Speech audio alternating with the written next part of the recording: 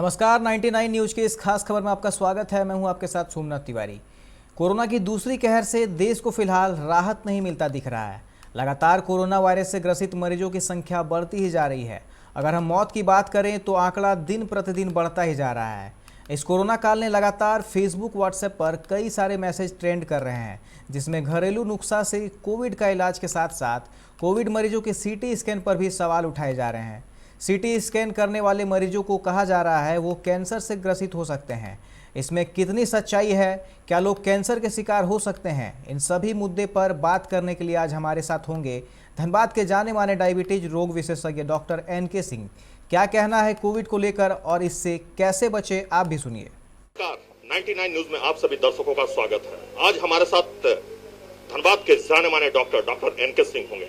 जी हाँ, इस कोरोना काल में हल्की सी छींक, बुखार और खांसी आने पर लोग मेडिकल शॉप के तरफ दौड़ रहे हैं या फिर घरों पे ही अपना उपचार करवा रहे हैं। तो ये कितना घातक हो सकता है कि अगर आपको हल्की छींक और बुखार आने पर आप घरों पे इलाज कराते हैं या आयुर्वेदिक दवा का सेवन करते हैं तो इससे लेकर क्या कुछ शरीर को नुकसान पहुंच सकता है। तो पूरे देश में कोरोना की दूसरी लहर ने लोगों को झकझोर कर रख दिया है। अगर हम मौत की आंकड़ों की बात करें तो उसमें भी लगातार वृद्धि हो रही है।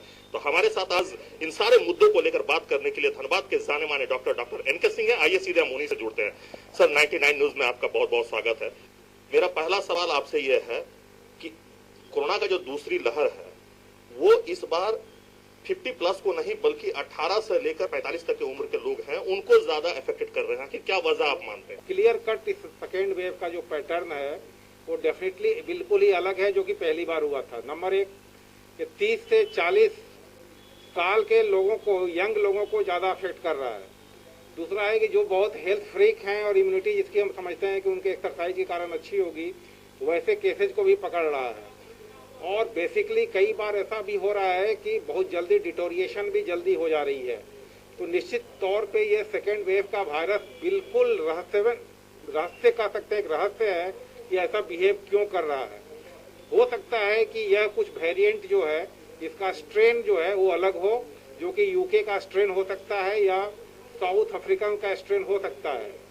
और झारखंड में हुए अध्ययन से भी ये पता चला था कि कुछ केसेज में ये स्ट्रेन के कारण ही ऐसा बिहेव कर रहा है।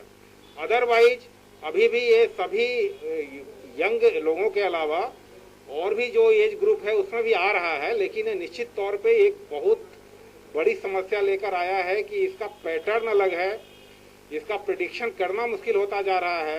ये बहुत किस तरह से बिहेव करेगा इस पर भी अभी जानकारी बहुत पुख्ता अभी नहीं मिल पा रही है। लेकिन आंकड़े ज्यादा जरूर हैं मरने के, लेकिन कोई पैनिक नहीं कीजिए, इसलिए कि अगर टाइमली आप डिटेक्ट कर लेते हैं इसको, टाइमली इसको हम लोग मॉनिटर करना शुरू कर देते हैं, टाइमली दवाइयां चालू कर देते हैं, तो जो डेथ रेट है उसका आंकड़ा नहीं है पूरे भारत में अभी भी। ऐसा नहीं है, इन्फेक्शियस ज्यादा जरूर है, कॉन्टेजियस ज्यादा जरूर है। और अगर आज एक घर में एक आदमी को होता था पहले तो एक किसी को नहीं भी पकड़ता था, लेकिन अभी हम लोग देख रहे हैं कि घर में लगभग सबको पकड़ ले रहा है। तो थोड़ा भी बुखार हो, थोड़ी भी खांसी हो और एक दिन के लिए भी आके चला गया हो तो मान के चलिए कि यह कोरोना का ही एक प्रकोप है। ये बहुत जरूरी है कि हम लोग जो हैं ऐसे केसेज को तुरंत जो है RT-PCR कम से कम तीसरे दिन जरूर करा लें। लेकिन सर, अगर हम RT-PCR की बात करें तो उसमें भी सर पकड़ में नहीं आ रहा है कि आप पॉजिटिव हैं, लेकिन जब आप सिटी स्कैन के लिए जा रहे हैं तब आपको पता चल रहा है कि आप 40% 30% आप इफेक्ट हो चुके हैं। RT-PCR का रिपोर्ट नेगेटिव बताया जा रहा है, लेकिन जब सिटी स्कैन पे जा रहे हैं तो फिर वहाँ पॉजिटिव बताया जा रहा है। हाँ, ये बहुत वैलिड क्वेश्चन है आपका। अभी हम लोग 60% केस को ही RT-PCR से पकड़ रहे हैं और 40 केस में बाईपास कर जा रहा है, वो निगेटिव आ रहा है। ऐसे भी RT-PCR का की जो सेंसिटिविटी है, पकड़ने की जो क्षमता है वो 70-75% तक ही है। ये डिपेंड करता है कई चीज़ों पे कि किस तरह से स्वाब लिया गया है, स्वाब का कलेक्शन में कुछ प्रॉब्लम हुई है, कई फैक्टर्स पे ये काम करता है। लेकिन मान के चलिए कि इस बार हम पूरे इंडिया से डेटा आ रहा है कि ये 60% केस में ही पकड़ पा रहा है, 40% को बिल्कुल ही नहीं पकड़ पा रहा है। इसका एक बड़ा कारण अगेन जो है वो स्ट्रेन हो सकता है। जो जेनेटिक मेकअप है वायरस का वो थोड़ा चेंज कर दिया है उसने, जिसको लेकर ये नहीं आ रहा है।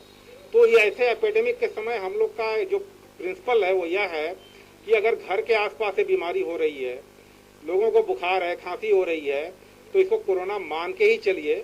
और बेसिकली अगर जिस केस में माइल्ड केस को मॉनिटर करना या पकड़ने का जो तरीका है वह सबसे ज़रूरी ये है कि उसके वाइटल्स जो है सबसे इम्पोर्टेंट उनका देखिए, रेस्पिरेटरी रेट ज़्यादा नहीं हो, मतलब ज़्यादा सांस का जो रेट है वो करीब ज़्यादा 24 के या 22 के ऊपर तो नहीं जा रहा है, लगातार बुखार तेज तो नहीं हो रहा है, और पल्स ऑक्सीमीटर अभी हर घर में रखना जरूरी है।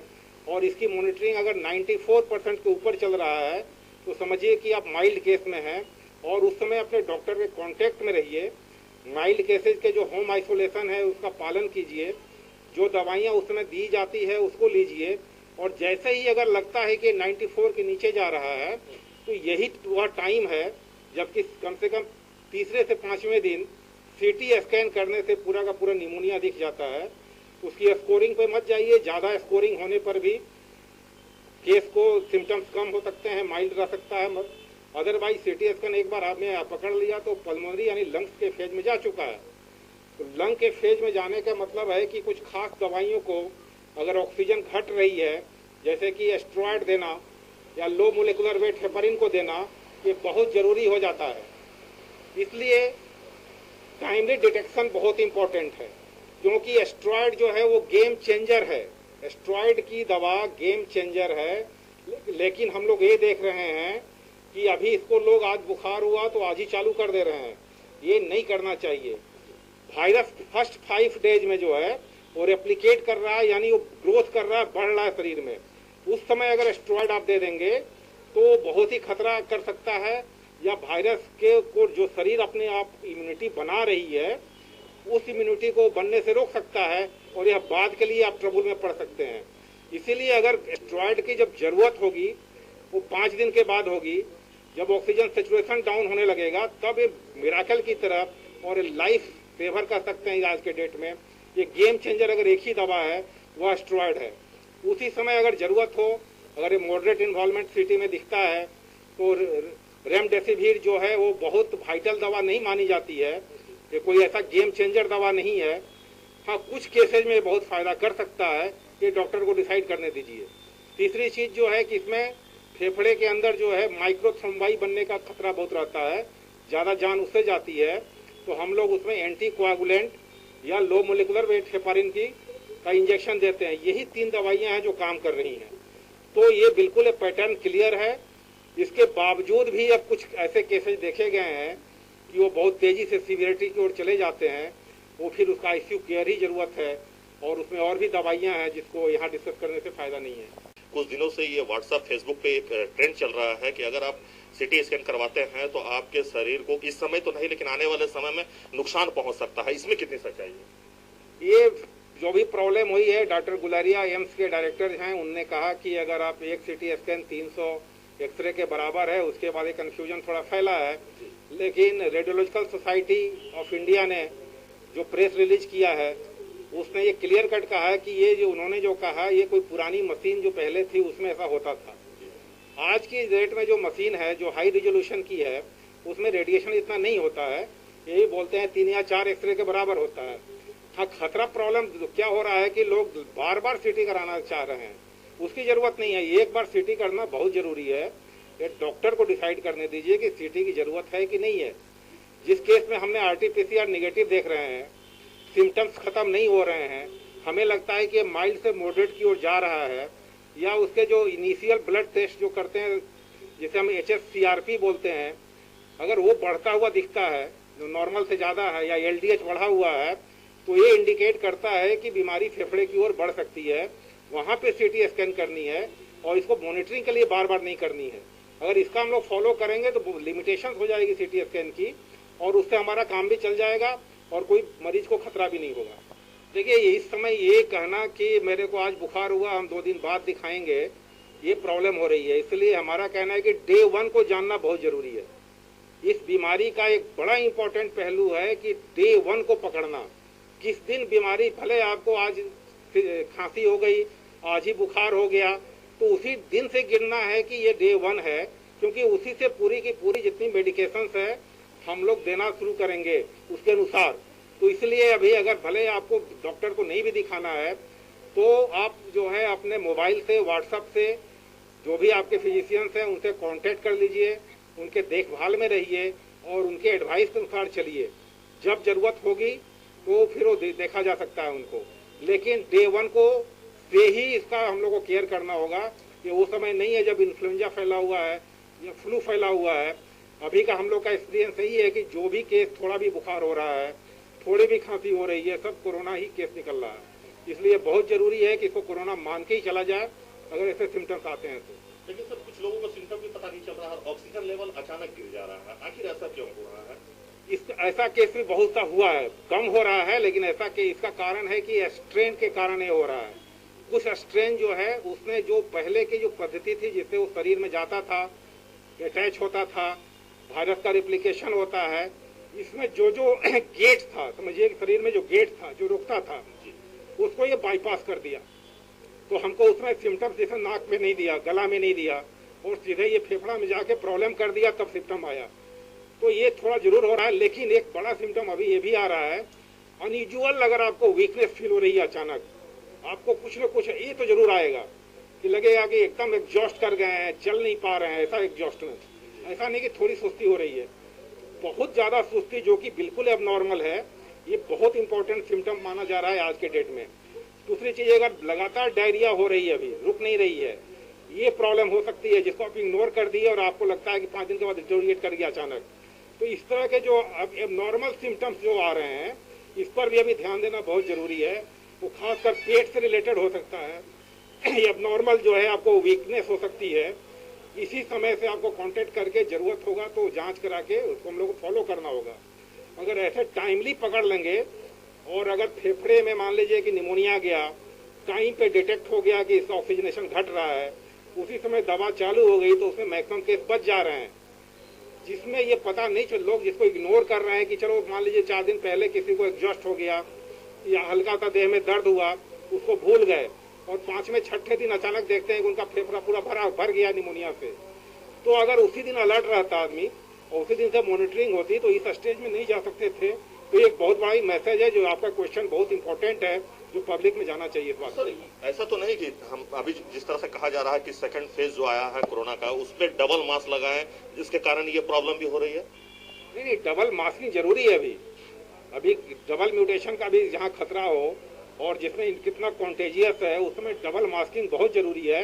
लोग कर क्या रहे हैं कि जो मास्क एक भी पहन रहे हैं, अब जैसे बाजार में जाते हैं खाने के लिए निकाल दिया, या थोड़ी देर के लिए बाहर में जहाँ भीड़ है वहाँ भी मास्क को निकाल दिया, उसी समय ये वायरस जाने का खतरा ज़्यादा हो रहा है। इसलिए हमारा कहना है कि घर के बाहर जब भी आप जाते हैं, किसी कीमत में जब तक फिर लौटते नहीं हैं, आप मास्क को ठीक से पहनिए, मास्क को लूज मत पहनिए। मैक्सिमम लोग जो अभी भी अगर आप देखेंगे, सर्वे करेंगे, तो अभी भी लोग को लगता है कि नाक के नीचे ही मास्क पहनना है। ये एक बड़ा खतरनाक ट्रेंड है। लोग को बार बार हम लोग एजुकेट कर रहे हैं कि नाक और मुंह पूरा ढका होना चाहिए। जब तक वायरस नाक और मुंह के द्वारा अंदर नहीं जाएगा तो ये नहीं होता है, केवल कांटेक्ट से नहीं होता है। इसके लिए जाना बहुत जरूरी है और जाके जब तक वहाँ पूरे उसका जो एक क्वांटिटी होनी चाहिए उतना वायरस जाएगा।